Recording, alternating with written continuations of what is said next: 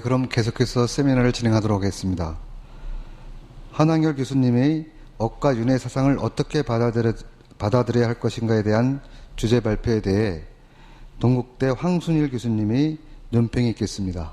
논평 발표해 주십시오. 먼저 불교는 숙명론적인가라는 주제로 말씀하셨는데요.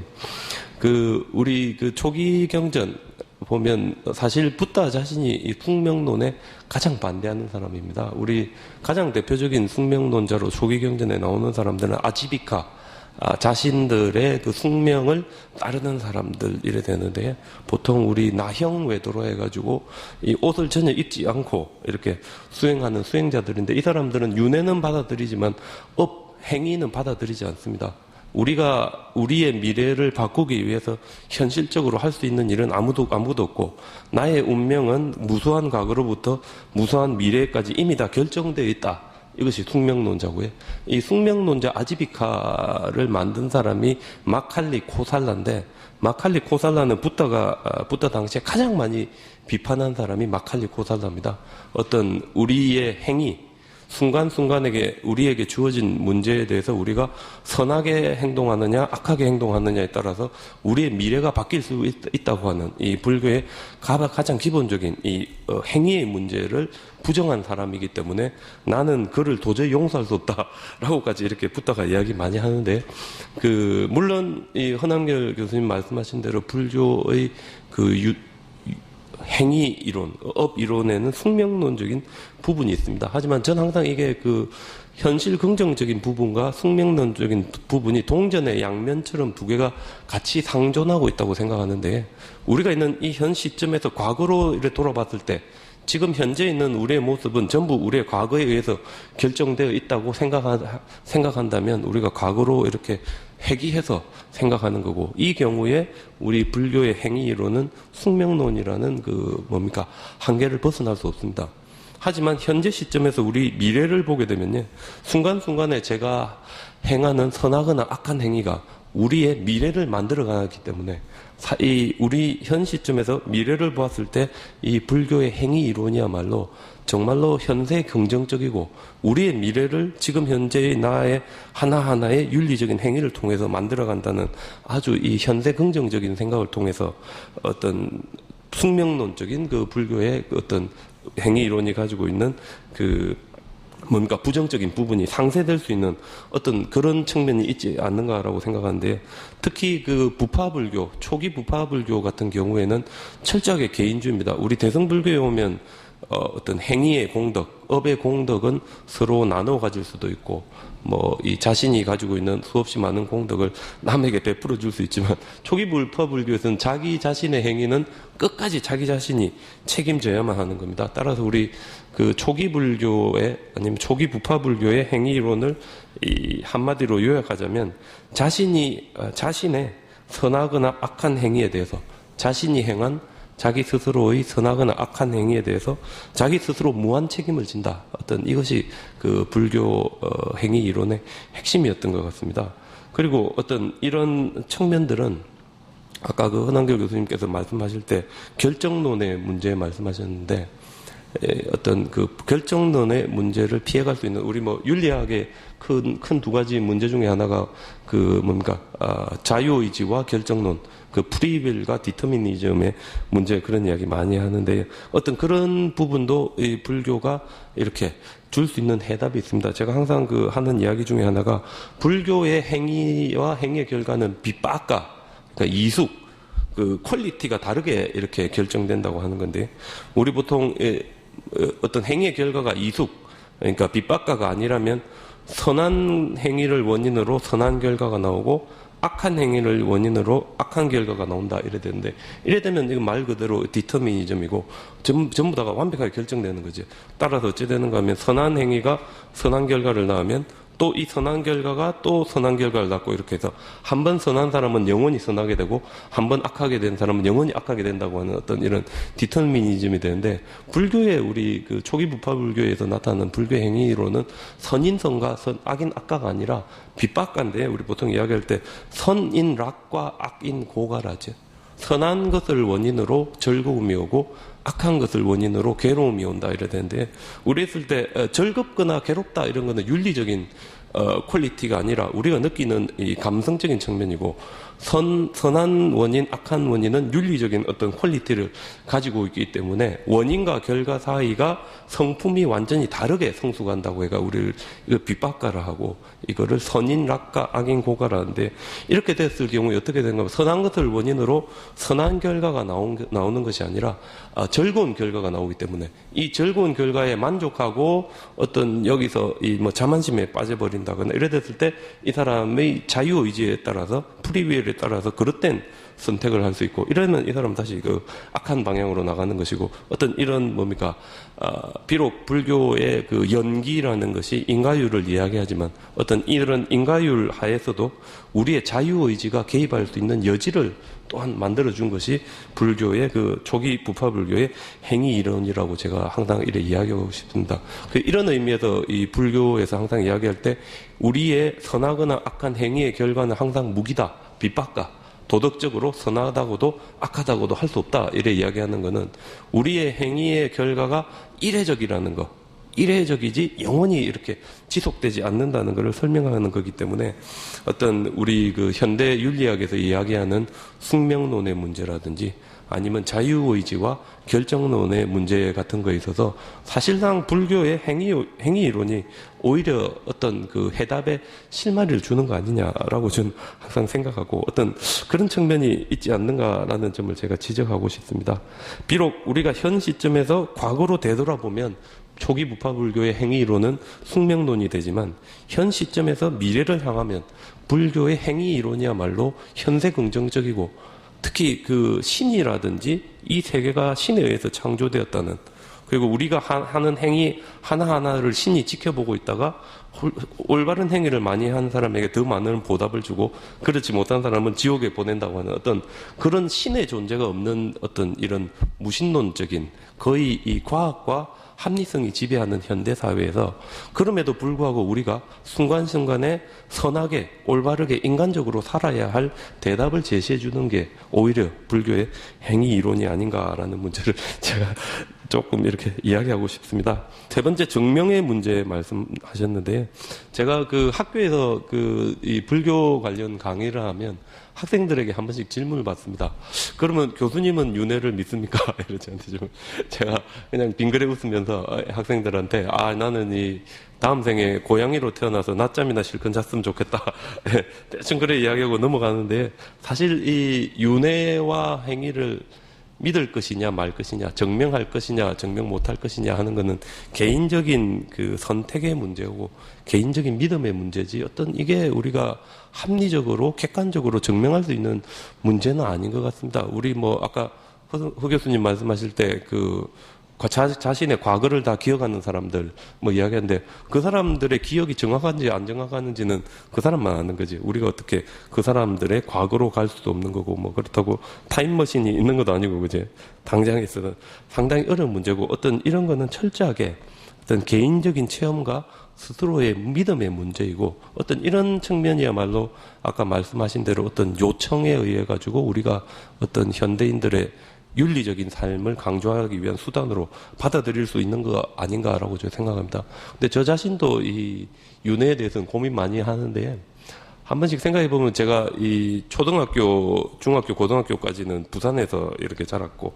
그리고 대학 시절은 서울의 동국대에서 보냈고, 박사학위 때문에 영국에서 또 한 6년 정도 살았고, 이렇게 살았는데, 어떤 그런 제가 살았던 이런 것도 제가 가만히 한번 이렇게 기억을 뒤집어 보면 거의 다른 삶을 살았던 거 아닌가. 어린 시절에 내가 부산에서 살았던 삶이나, 동국대에서 학창 시절을 보냈던 삶이나, 영국에서 유학 시절을 보냈던 게 거의 하나의 독립된 단위로 아주 이렇게 따로따로 제가 살았던 삶과 같은 느낌이 드는 것이, 굳이 우리가 기억이 나지 않는다고 해서 의심할 필요가 있느냐라는 제가 이야기를 하고 싶습니다. 물론 우리 정확한 대답이 있으면 좋겠지만 의심의 여지는 있고요. 하지만 그 인도 사회의 그 카스트 제도 같은, 사실 그 사회 제도가 어떤 교묘하게 현실의 어떤 이런 불공평함을 어떤 정당화하기 위한 도구로 이런 윤회와 행위를 이용한다는 측면에서 물론 여러 가지로 이래 비판받을 만한 문제는 있는 것 같습니다.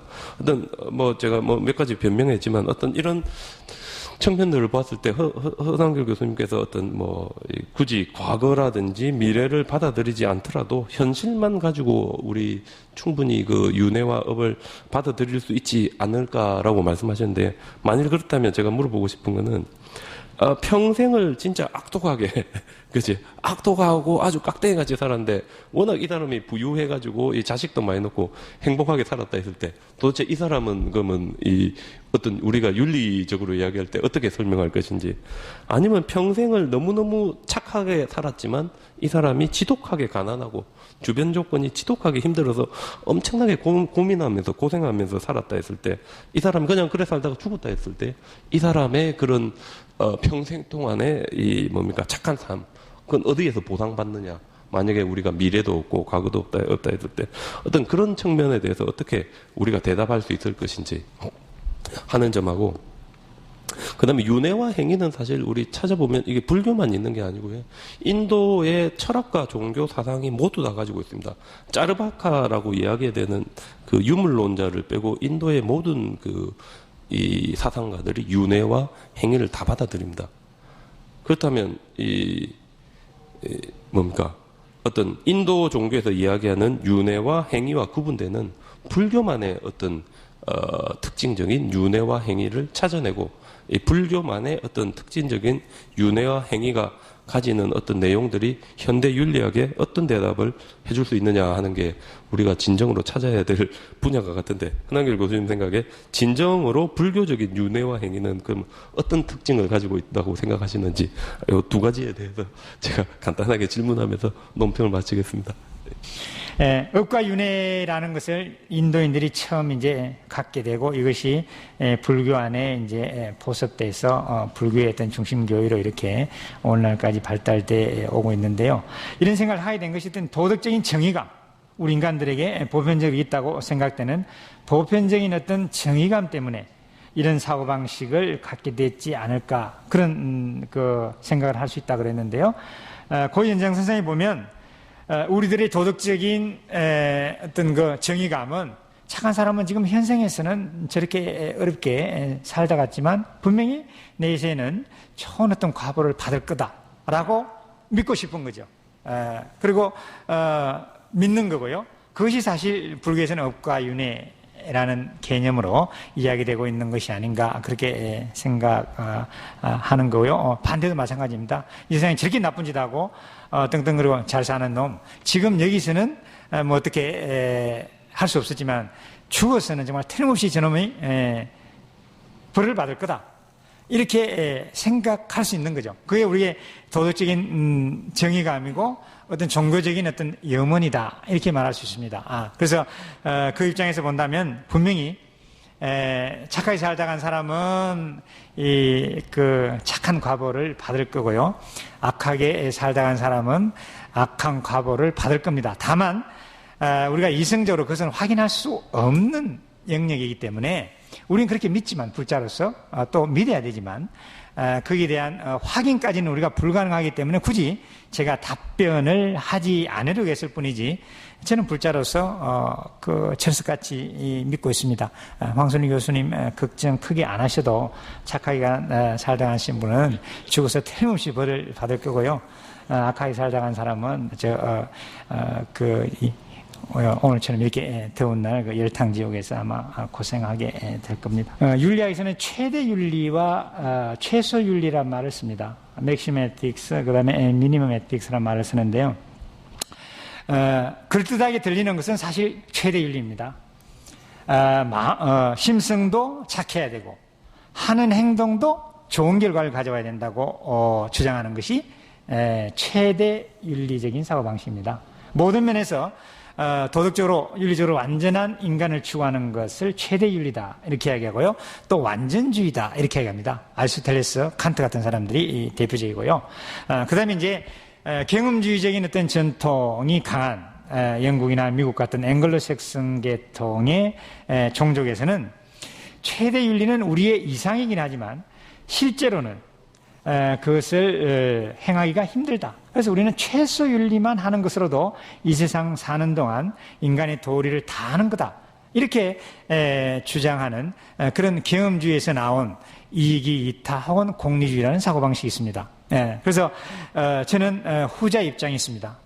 제 꿈은 또 이 세상의 모든 사람들은 최대 윤리, 불구식으로 말하면 정말 모든 사람들이 아라한가를 얻고 더 이상, 그 이상의 어떤 깨달음의 경지를 얻는 것이 가장 우리가 바라는 불교의 최대 윤리적인 사고방식이지만 대부분 사람들이 그러지 못하다는 것을 가정하고 제가 업과 윤회를 말한다면 최소 윤리적인 차원에서 업과 윤리는 현대 사회적으로 해석돼야 되겠다. 그런 생각입니다. 그래서 윤회와 행위가 굳이 불교적인 특징이 어떻고 그 다음에 힌두이즘에서 어떻고 티베트 불교에서 어떻게 받아들여지고 하는 것은 우리 황순희 교수님과 같은 전문 불교학자들이 밝혀야 될 일이고요. 그것은 제 같은 경우는 이제 그런 좋은 1차적인 연구 결과를 어떻게 가공해서 이 소비자들에게 이렇게 좀 먹기 좋게, 마시기 좋게, 보기 좋게 이렇게 포장할 건가, 가공할 건가. 그런데 주로 저는 관심을 가질 생각입니다. 그래서 이 업과 윤회도 이 최소 윤리 차원에서 다시 말하면 현생에서 부처님 법에 크게 어긋나지 않게 살리고 노력해야 되고요. 그렇게 하는 것만으로도 우리가 생각할 수 있는 보통 사람들이 생각할 수 있는 윤회로부터의 어떤 벗어남은 달성할 수 있지 않겠는가. 불교가 추구하는 것이 결국 생사윤회로부터 완전히 초월하는 어떤 다시는 이 세상의 윤회, 육도 윤회 하지 않는 그런 삶이지 않습니까? 그걸 우리가 일생에서 다 할 수는 없을 겁니다. 그렇다면 우리가 현실적으로 일상생활 속에서 할 수 있는 것은 그 부처님 가르침에서 말하는 일상 생활인으로서 지킬 수 있는 어떤 그런 윤리적인 덕목, 계율, 정도라도 지켜야 되겠다. 이런 다짐을 하는 것. 또 그것을 이렇게 가능하면 실천하려고 노력하는 것. 이 정도로 업과 윤회는 충분히 현대인들에게 어필할 수 있다. 그런 생각이 들고요. 그런 의미에서 본다면 업과 윤회는 굳이 다른 어떤 사상 속에서 어떻게 받아들여지고 있고 불교에서 어떤 모습인가 보다는 제 개인적인 판단은 업과 윤회도 일상생활에서 실천할 수 있을 정도의 윤리적인 규범으로 조금 이렇게 그 구름 위에서 내려와서 우리 주변에 늘 함께하는 그런 좀 가볍지만 그러나 함부로 할 수 없는 그런 어떤 불교 윤리적인 사고방식이 됐으면 좋겠다. 그런 그 답변을 드리고 싶고요. 직접적인 답변이 됐는지 모르겠지만 어쨌든 여러 가지 지적해 주시고 또 어떻게 공부해라는 그런 방향도 제시해 주고 그래서 오늘 황순희 선생님을 제 그 부족한 논문의 논평자를 모신 것을 굉장히 영광으로 생각합니다. 논평에 대한 답변 헌황열 교수님 고맙습니다. 박수 부탁드리겠습니다. 그러면 이어 제3주제 오란분절의 의미와 사랑의 역사에 대해서 김상영 중앙성가대 교수님의 발표가 있겠습니다. 머릿말 부분은 좀 읽겠습니다. 매년 음력 7월 15일에 봉행되는 우란분제는 동북아시아 불교권의 대표적 불교의례 행사입니다. 우란분제라는 이름의 제의가 행해진 기록은 중국 양나라 무제 대동 4년 538년에 처음 보이고 있으므로 우란분제는 무려 1500년에 가까운 설행 역사를 지니고 있습니다. 장구한 역사만큼이나 우란분제는 각 지역의 문화, 사상 등과 융합되면서 매우 다양한 형태의 변화를 보여주었습니다. 이러한 우란분제에 대한 학계의 연구는 크게 세 가지 방향에서 진행되어 왔습니다. 첫째, 우란분제의 기원과 불설 우란분경, 목련경 등의 우란분제 관련 경전을 주목하는 연구가 있습니다. 이 분야 연구는 일본 학자들이 주도해 왔는데 이들의 노력으로 우란분제와 관계된 역사적, 경전적 내용들이 상당 부분 밝혀지게 됐습니다.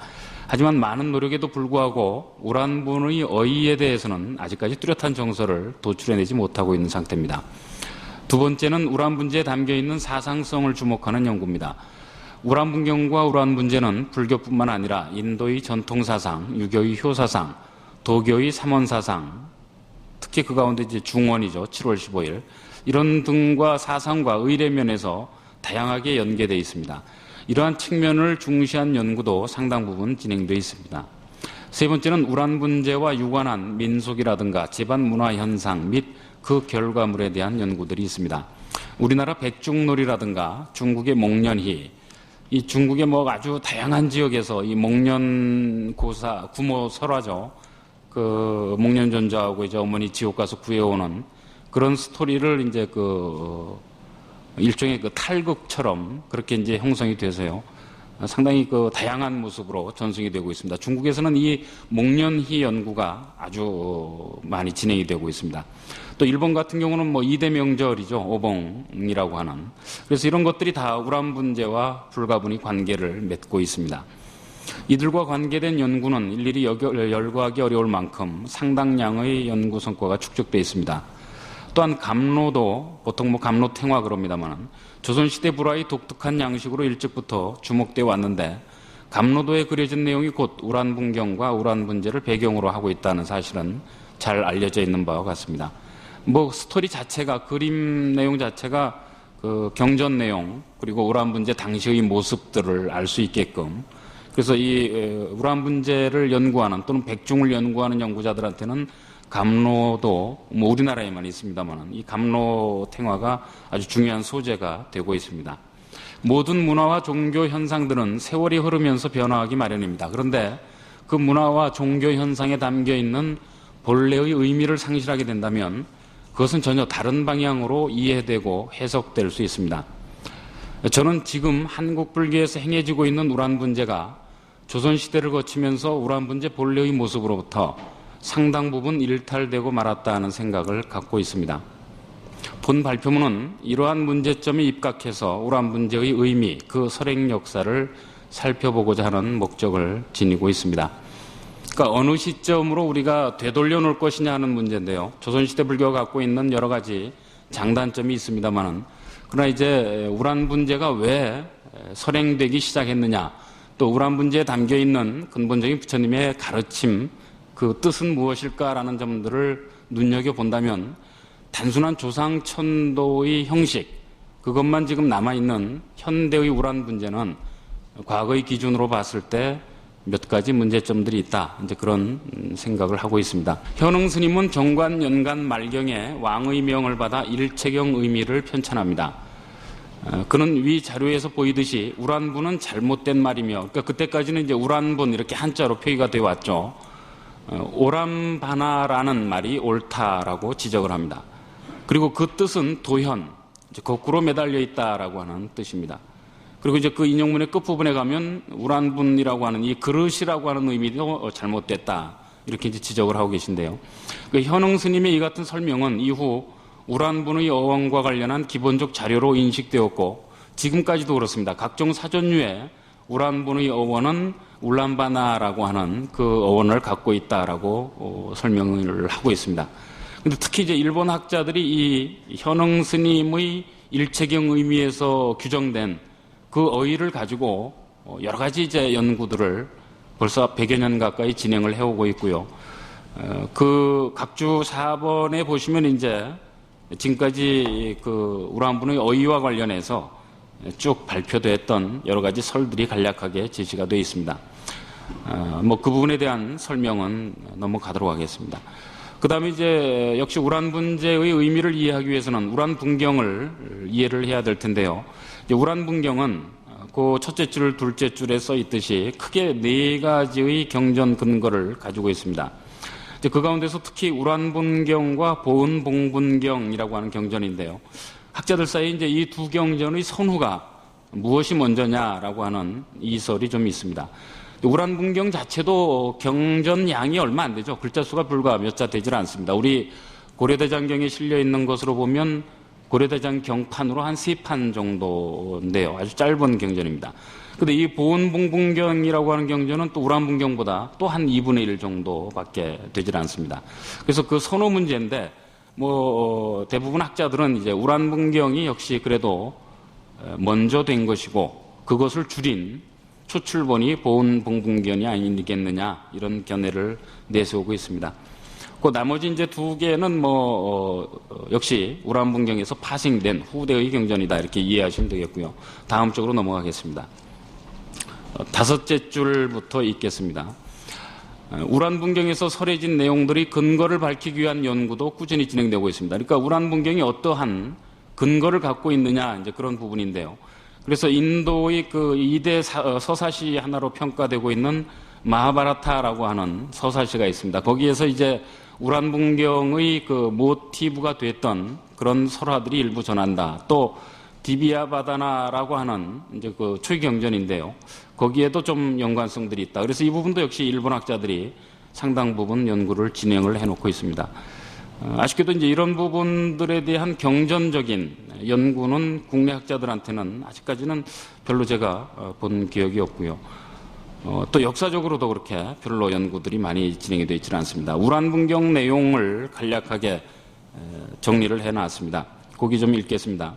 우란분경은 매우 짧은 분량의 내용이지만 나름대로 뚜렷한 구성과 체계를 갖추고 있습니다. 우선 경의 앞부분은 아귀지옥에 빠져있는 목련의 어머니와 관계된 이야기가 있습니다. 제가 이렇게 표시를 해놨는데요. 제가 그냥 임의대로 붙여본 제목입니다. 그러니까 앞부분은 이제 잘 알고 있듯이 목련존자께서 어머니를 이렇게 이제 신통력을 얻고 나서 관찰을 하니까 아귀지옥에 빠져 계신 모습을 보고요. 어머니께 그 공양을 드리려고 가서 밥을 드렸는데 미처 이제 드시기도 전에 이게 불덩어리로 변해서 그래서 아주 가슴 아파하면서 이제 부처님을 찾아뵙고 다시 여쭙니다. 그 밑에 단락이 있겠습니다. 우란분경의 중간 부분은 자자일 공양과 목련 어머니의 구제에 관계된 이야기입니다. 목건년의 간절한 이야기를 들은 부처님께서는 그의 어머니가 죄의 뿌리가 깊기 때문에 이러한 상황에 처하게 된 것이다 라고 하시면서 반드시 시방의 여러 스님들의 위신력을 얻어야 해탈할 수 있다라고 하십니다. 그리고 목건년에게 어머니를 구제할 수 있는 구체적인 방법을 그 아래 경전 내용처럼 쭉 설명을 해 주십니다. 그 부분 건너뛰겠습니다. 다음 쪽으로 가겠습니다. 이 경전 내용은 우란분제의 근본적인 의미와 관련해서 중시되는 부분입니다. 경전의 내용처럼 부처님은 목련존자에게 자자일 공양이 지니고 있는 소중한 의미를 설하십니다. 그리고 자자일의 공양이 이루어지면 청정한 계와 성중들의 도가 부족하니 그 덕이 넘쳐나게 될 것이다. 누구라도 자자를 하는 승려를 공양하는 이는 현재의 부모와 과거 7세의 부모와 6가지 친족이 3도의 괴로움을 벗어나서 곧 해탈할 것이요 의식이 자연히 이르리라고 하십니다. 결국 목련 어머니는 이날로부터 7 동안 악요의 고통을 벗어났다라고 이렇게 했습니다. 안거를 마친 성중은 청정한 기회를 지니고 있으며 도를 구족하고 있습니다. 그러한 성중에게 공양을 올리는 것 이상의 위신력은 없을 것이므로 부처님은 그들에게 공양을 올림으로써 현세의 부모와 7세의 부모가 모두 3도의 괴로움에서 벗어날 수 있을 것이라고 설하십니다. 계속되는 경전 내용에서 부처님은 공양을 받는 승려들이 밥을 받기 전에 먼저 시주가와 7세 부모를 위한 축원부터 하라는 말씀을 하십니다. 이로써 안거를 마친 수행대중의 자자일에 공양을 올리고 수행대중은 공양을 올린 시주가와 7세 부모를 위해 축원을 하는 우란분제 제의 형태가 마련되었는데 이것이 곧 우란분제가 지니고 있는 핵심적 제의 형태이자 근본 정신이라는 사실을 유념할 필요가 있지 않을까 싶습니다. 그러니까 우란분경에 근거한 것이 우란분제이고 그렇게 본다면 우란분제의 근원적인 원형적인 모습은 역시 하한거를 마친 수행자들, 그 수행 대중이 자자를 하는 그런 자리 석상에서 이제 공양을 올리고 수행자들은 그 공양을 받기 전에 미리 시주가와 그 시주가의 7세 부모, 현세 부모를 위해서 축원을 하고 이제 이런 부분들이 상당히 좀 현대 불교에서는 특히 우리 불교에서는 많이 상실되어진 모습이 아니냐 그런 생각을 해봤습니다.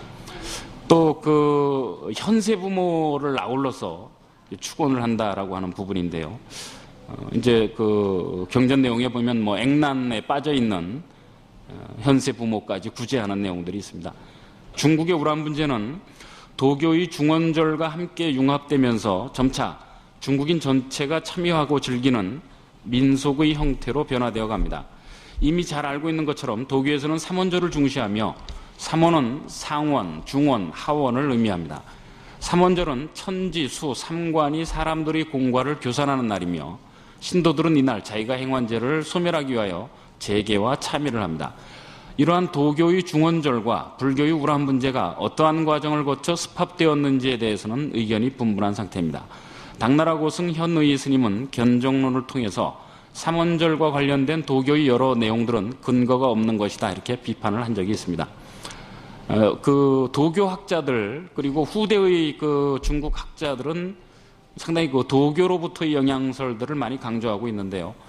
이런 부분들은 좀 오히려 불교 입장에서 해석을 하는 것이 시기 순서상 맞지 않느냐 그렇게 봅니다. 그리고 조선시대 이후로도 이제 중원절을 중시해서 음력 7월 15일을 아래 중원절이라고 이렇게 칭하는 경우도 많이 있는데요. 그것도 이제 따지고 보면 근본에서 좀 벗어나 있는 과정.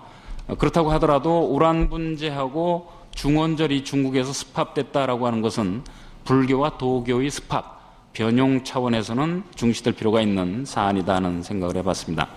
그 밑에 이제 고려시대 우란분제에 대한 내용을 정리를 해봤습니다. 좀 읽어보겠습니다. 중국에서 시작된 우란분제 행사는 우리나라와 일본 등지에도 전해집니다. 일본은 606년, 657년, 659년의 일본서기 기록에 의해서 우란분제 설행 사실을 확인할 수 있습니다. 특히 657년의 기록에서는 설우란분해라는 표현이 직접 명기되고 있어 주목됩니다. 그런 반면에 우리나라 우란분제 설행 기록은 고려사 기록이 가장 앞섭니다. 이게 1106년의 기록입니다. 그러니까 상당히 좀 뒤진 시기인데요. 그 아래에서 둘째 줄을 보겠습니다. 일본의 우란분제가 이미 7세기경 활발하게 행해지고 있었다는 점을 감안한다면 우리 역사에서도 매우 이른 시기부터 우란분제가 봉해졌을 가능성이 높습니다. 특히 6, 7세기경의 백제는 중국 남조와 빈번하게 교류하였을 뿐만 아니라 일본에 직접 불교를 전해주기도 합니다. 여러 가지 정황상 한국의 우란분제 역시 삼국시대부터 설행되었을 가능성이 높아 보이지만 그와 관련한 직접적인 자료는 아쉽게도 전해지지 않고 있습니다. 그러니까 뭐 지금까지 한국의 우란분제 뭐 본격적으로 연구한 뭐 글들도 거의 없습니다만은 대개 이제 1106년 이 설행 기사 뭐 자료가 없으니까 별 수 없긴 하겠죠. 이제 그런 상태입니다. 그러니까 자료가 없어서 과연 그 삼국시대 때 어떠한 형태의 우란분제가 전해지고 있었는지 1106년부터 시작됐다라고 볼 수는 없을 겁니다. 여러 가지 가능성으로 봤을 때. 근데 이제 그 밑에 그 발표문 준비하면서 자료를 좀 뒤지다 보니까요. 대각국사 의천 스님의 문집 속에 재밌는 내용의 글들이 한 3편 들어 있었습니다. 그 중간에 인용글이 우란분제 이래 팔에 불을 태워 발언하는 소, 이른바 이제 연비를 해가면서 의천 스님이 발언을 하시는 그 소문이 있습니다. 그 밑에 내용 보겠습니다. 대각국사 의천이 남긴 위의 소문은 그동안 우란분제를 다루었던 연구자들에게 전혀 주목받지 못했던 자료입니다. 난분일 소비 발언소라는 제목에서 드러나듯이 의천 스님은 우란분제일에 연비를 하면서 부처님께 발언을 합니다. 그 밑에는 이제 설명을 좀 해드릴 텐데요. 의천 스님이 그 송나라 유학을 간절히 발언을 하면서도 그 입송 유학의 꿈을 이루질 못하고 있었죠. 그러다가 이제 몰래 그 상선에 의탁해서 유학길에 나서는데, 그래서 그 중국 유학에 나섰던 시점이 1085년 4월입니다. 그러니까 이 우란분제일에 쓰신 이 발언 소문인데요. 이 소문 내용을 보면 중국 유학, 그 입송 유학을 좀 성취시켜달라는 간절한 발언의 내용이 담겨 있습니다. 그래서 아마도 이제 이 글은 1085년 이전 어느 무렵에 쓰시지 않았겠느냐 그렇게 보고 있습니다. 의천 스님은 우란분제 또는 우란분경에 대해서 특별한 관심을 가지고 있었던 듯합니다. 그 스님의 문집에는 우란분경을 강설하면서 남긴 강난분경 발사라고 하는 또 다른 글이 전하고 있는데, 이 내용을 통해서 우란분경에 대한 의천의 경전관을 살필 수 있지 않을까 그렇게 봤습니다. 그러니까 그 뭐 우란분경을 아마 이제 일반 대중들 상대로 강의를 하셨던 모양이고요. 그 강의에 앞서서 일종의 이제 그 강의 서설 비슷한 그런 취지의 글을 남기신 겁니다. 의천 스님은 우란분경의 중요성에 대해서 만일 중생의 소질과 근기의 마땅함에 따라 순응하고 말세에 빛을 펴려면 이 우란분경이 참으로 중요하다, 그런 말씀을 하십니다. 또한 우란분경을 미혹을 깨뜨리는 앞의 진용이요 도에 들어가는 요긴한 관문이다, 이렇게도 말합니다. 의천 스님이 이처럼 우란분경을 중시한 이유에 대해서는 좀 더 세밀한 연구가 진행될 필요가 있지 않을까. 이거 상당히 중요한, 고려 중기불교사로 봤을 때요, 중요한 의미가 있는 일들이기 때문에 조금 더 이제 연구가 진행될 필요가 있다는 생각을 해봤습니다. 이색의 문집 속에는 우란분재와 관련한 총 3편의 시가 실려 있으며 이 가운데 2편의 시를 소개를 했습니다. 첫 번째 시 조우에서는 고려 후기 우란분회를 행하는 사찰 모습이 그대로 묘사되고 있어 눈길을 끕니다. 이색은 당시 대부분의 사찰에서 우란분회가 행해지고 있다라고 했습니다. 그리고 그 우란분회에 참석한 신도들은 무리를 이루어 서로 웃으며 왁자지껄 담소를 나누고 있다고도 했습니다. 이 시기 불교의 우란분재가 매우 성행하고 있었음을 알게 해주는 그런 식구고요. 또 7구에서 보면 지난 허물 깨끗이 씻어 매우 청정하거니라는 표현을 하고 있습니다. 그러니까 이 부분은 우란분재의 기원에 해당하는 자자일의 모습을 연상케 하는 대목으로 봤습니다. 이색의 식구를 통해 이 시기 제가불자들은 우란분재일에 모여 자자의 시간을 가졌던 것이 아닐까. 좀 비약해서 볼 수도 있겠습니다만 이색의 시 한 구절에 착안을 해서요. 역시 당시 고려시대 정도까지는 이 우란분재가 갖고 있는 자자의 의미, 그것도 함께 병행되고 있지 않았겠느냐, 그렇게 본 겁니다. 이색은 두 번째 시 맹추망일 기사유감에서 우란분재의 유래와 의미를 간략히 소개한 후 온 나라가 뒤질세라 분주히 시달리는 때라는 표현을 하고 있습니다. 제3구의 이 내용은 물론 우란분재를 행하느라 온 나라가 떠들썩했다는 모습을 표현한 것입니다. 첫 번째 시의 내용과 함께 이 시기 우란분재가 매우 성행하고 있었음을 알 수 있게 해주는 식구입니다. 또한 제7구에 보면 다행스럽게 맵사를 구해와서 조사당에 공양을 했다는 표현이 있는데요. 이건 역시 우란분재의 근본 정신을 잘 계승하고 있는 모습으로 이해할 수 있지 않을까 합니다. 여타 불전이 아닌 조사당에 공양을 올리는 것은 자자일을 맞이한 수행대중에게 공양을 올리는 의례와 별반 다르지 않기 때문입니다. 그 다음은 조선시대 우란분재 내용입니다. 첫 번째는 그 우란분재와 백중에 대한 이야기를 쭉 써놨는데요. 지금 이제 민속학을 하시는 분들 입장에서는 백중이라고 하는 것이 우란분재와 상관없이 우리 민족의 고유한 농경세시 속에서 아주 오래전에 발생한 농경의례다. 최근에 이런 의견들을 내고 있습니다. 근데 이제 왜 백중이라고 하는 이름이 왔을까? 이제 그 부분을 좀 몇 가지 자료를 통해서 살펴봤습니다. 우란분재일인 음력 7월 15일을 백중으로 칭하게 된 시기는 분명하지 않습니다. 시기장 가장 앞서는 자료는 태종실록인데 태종실록의 두 곳에 백종이라고 하는 표현이 나타납니다. 이로 인해서 백중은 처음 백종이라는 이름으로 불리어지고 있었다는 사실을 확인할 수 있습니다. 그러니까 지금 백중이라고 불리어진 것은 대개 학자들은 19세기 이후라고 보고 있고요. 백자가 들어가는 이런 우란분재와는 다른 표현, 이것은 종자, 시종자를 써서요. 백종이라고 하는 표현으로 제일 이른 시기에 나타납니다. 근데 그 백종이라고 하는 이름이 왜 나타났을까? 그 두 번째 단락 보겠습니다. 태종실록과 세종실록에 의해서 조선 초기의 우란분재는 백종이라는 이름으로 불리워지고 있었다는 사실을 확인할 수 있었습니다. 그렇다면 백종이라는 이름은 어떠한 유래를 지니고 있는 것일까? 이를 위해서는 우란분경의 경구, 즉 구반백미오과 급관분기 또는 이 백미음식 안 우란분중이라는 내용을 상기할 필요가 있습니다. 앞서 살펴봤듯이 불자들은 액난에 처해 있는 현세의 부모와 칠세 부모를 구제하기 위해 안거를 마친 스님들에게 공양을 올립니다. 우란분경에는 이 공양물의 내용에 대해서 구반백미오가라는 표현을 하고 있습니다. 표현 그대로 우란분재는 불자들이 스님들에게 밥과 100가지 맛을 가진 음식, 5가지 과일을 담은 그릇을 올리는 날입니다. 백종이라는 이름은 우란분경의 이 내용, 즉 백미라고 하는 표현에서 유래하였을 가능성이 높다. 저는 이렇게 봤습니다. 그 밑에 이제 열양세식이라고 하는, 열양은 한양 땅의 옛 이름이죠. 열양세식이라고 하는 19세기 초중반의 한양 모습을 전하는 세시기가 있습니다. 거기에도 역시 이제 백종에 대한 설명이 있습니다. 조선시대 각종 자료 가운데 총 6종의 관련 내용을 시대순으로 쭉 나열을 해봤습니다. 이를 통해서 백중에 대한 명칭이 무척 다양하고 그 의미 또한 여러 가지로 해석되고 있었음을 알 수 있습니다. 1번 자료에서는 마칠종자를 써서 백종 이렇게도 썼습니다. 이것은 3개월의 안거 기간을 100일의 개념으로 인식해서 100일간의 하안거가 끝나는 날 이렇게 해석을 하는 경우도 있습니다. 또 백중 행사가 충청도 지역에서 집중적으로 전승되고 있는 점에 주목을 해서 백제가 망한 날 그래서 마칠종자로 봤다 이런 설도 있습니다. 또 6의 자료를 보면 그건 조선 후기 스님의 자료인데요.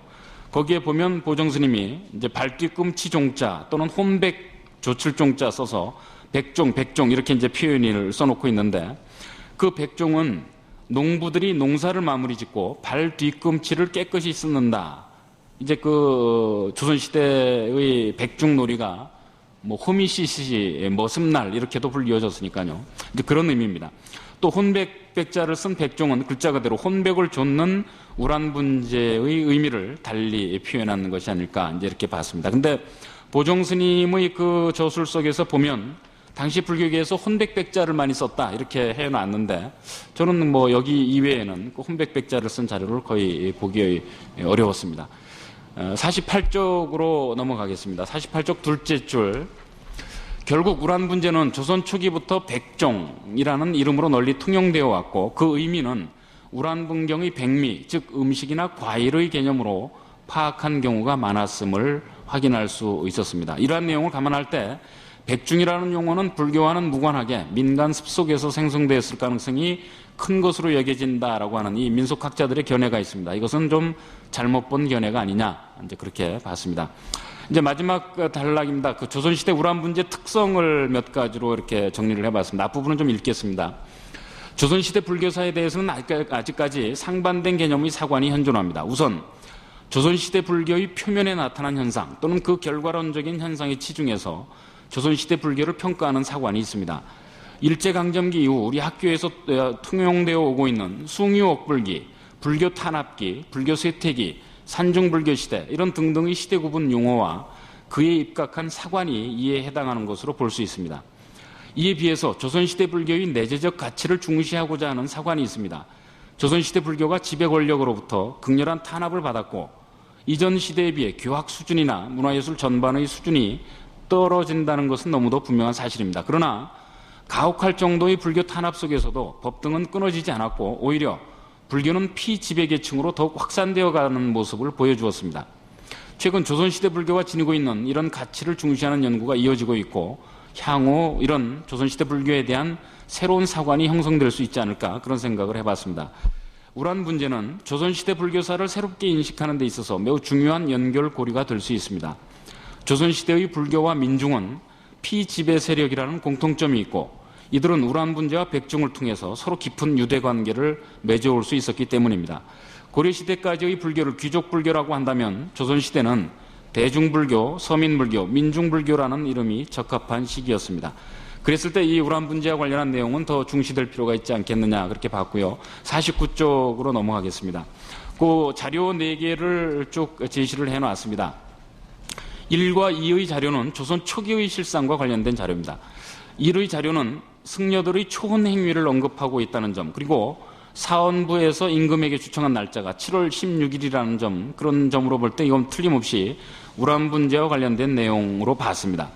여기에서는 사원부가 추청한 내용이 주목되는데 사원부는 당시 승려들이 도성안의 길거리에서 부녀자들을 모아 초혼 행위를 하고 있다는 사실을 지적하고 왕에게 그 행위를 금지시킬 것을 요청하고 있습니다. 왕은 그 청을 받아들이면서 이를 어길 경우 죄로 다스리라는 명을 했는데 이 실록 자료를 통해서 1458년 무렵의 우란분재는 도성안 길거리에서 종종 행해지고 있었다는 사실을 확인할 수 있습니다. 귀족불교였던 고려시대에는 이와 유사한 사례를 찾기 어렵고 이것은 곧 조선 초기 우란분재가 민중 중심의 제의로 변화해가기 시작하는 모습으로 이해할 수 있지 않을까 그렇게 봤습니다. 또 이의 자료를 보면 암자에서 행해지던 우란분재의 모습이 전해지고 있는데요. 이 우란분재는 특히 당시 비구니 스님들이 머물고 계시는 사찰에서 많이 행해졌다고 합니다. 또 지금은 엄금에서 그 풍속이 없어지게 됐다 이런 표현이 있는데요. 당시 지배 세력은 이 불교계의 우란분재를 금지시키기 위한 그런 노력들을 해왔다라고 볼 수 있겠습니다. 3과 4의 자료는 조선 중후기의 상황을 전하고 있는 자료입니다. 민간 백성들은 이를 많이 본받고 있으나 사대부의 집안에서는 이런 일을 행하지 않았다. 그러니까 이미 이제 사대부 집안, 당시 지배 권력에서는 우란 분재의 전통은 끊겼다라고 보여지는 거고요. 그래서 우란 분재는 조선 중기에 접어들면서 민중들의 제의로 완전 정착되었던 것으로 보여집니다. 또 사의 자료에 보면 서울 사람들은 이날 음식을 장만해서 산에 올라가서 노래하고 춤추며 흥겹게 논다, 그런 내용이 있습니다. 또 고려 때에는 부처를 숭상해서 우란분해를 행했다. 그러나 오늘날에는 단지 술을 마시고 음식을 마음껏 먹으며 흥겹게 놀 뿐이다, 이런 내용이 있습니다. 우란분재가 불교 의례로서의 모습을 점차 상실해가고 있는 변화를 살필 수 있는 대목이 아닐까, 그렇게 봤습니다.